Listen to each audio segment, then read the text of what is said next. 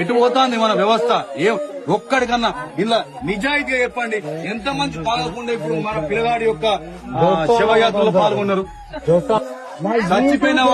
చచ్చిపోయిన పిల్లగాళ్ళు మన దోస్తులైతే, చచ్చిపోయిన పిల్లగాళ్ళు మన అన్నదమ్ములైతే, నిజంగా మనకు రేషం పౌరుషం ఉంటే, వాళ్ళ మీద ప్రేమ అభిమానం మనకు ఉంటే, వీళ్ళ సావైనా మనల్ని మార్చాలి.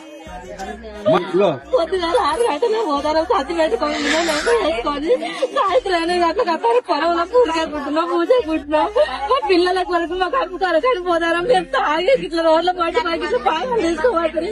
మీ కొరకు మేము బతకన్నా, మీ కొరకు మేము చావాలి. ఏం చెప్తాను, ఎటు పోతాను, మనం ఎటు అవుతాంది. ఈ రోజు ఏమైంది, దీనికి కారణం ఏంది అందరికీ తెలుసు. నిజంగా కనుక మీరు మన లోపల మానవత్వం ఉంటే, మన గుండెలు రాళ్లు కాకపోతే, మనం రాక్షసులు కాకపోతే, ఇప్పటికైనా అర్థం చేసుకుని జీవితంలో సాగుకు మించిన పెద్ద షాక్ ఉంటది. గంజాయి లాంటి పట్టుకొచ్చి ఇస్తా అంటే మనం దొరకట్లేదు.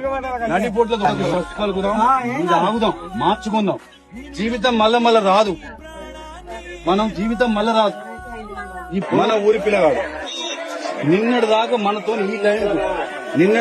మనతో ఈ టైం బతికున్నాడు, మన మధ్యలో. ఇవాళ మన దగ్గర 2 పిల్లలు లేరు. అరే అని చెప్పి బుధమి చేసుకుంటూ రోజు కలిసి చదువుకున్నాం, కలిసి తిరిగినాం. ఇవాళ మనిషి వేయండి. తల్లిని నేను కష్టపడి 500,000 రూపాయలు నేను కూలి కైకిలు చేసుకొచ్చుకొని మీకు తిండి పెడితే మీరు మాకు కడుపు కోత మిగులుస్తానంటారు. మీ అందరు కొడుకులు తనకు పుట్టినా తాగుడే, సచ్చినా తాగుడే, ఎవడో గెలిచినా తాగుడే, ఎవడో ఓడిపోతే తాగుడే, ఎటు చేసి తాగుడు. దాంతోడు గంజాయిలు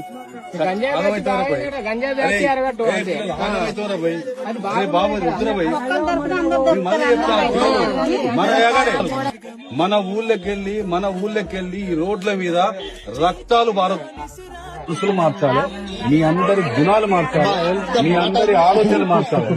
ఇవాళ మీరందరూ ఆయన కొడుకులు కావాలి.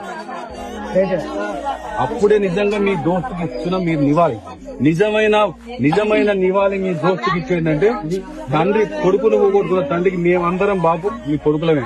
మీకు నిజం చెప్తున్నా, పిల్లలు, నేను శనిగరం బిడ్డని, నేను చెప్తానా, మీకు రేషం పౌరుషం ఇంత అంత ఉంటే, మన అవ్వలు చెప్తున్నా ముచ్చట్టు, మన దోస్తు సాక్షిగా బంద్ చేయాలి. అదే పద్ధతి బంద్ చేసి ఆ దోస్తే మనల్ని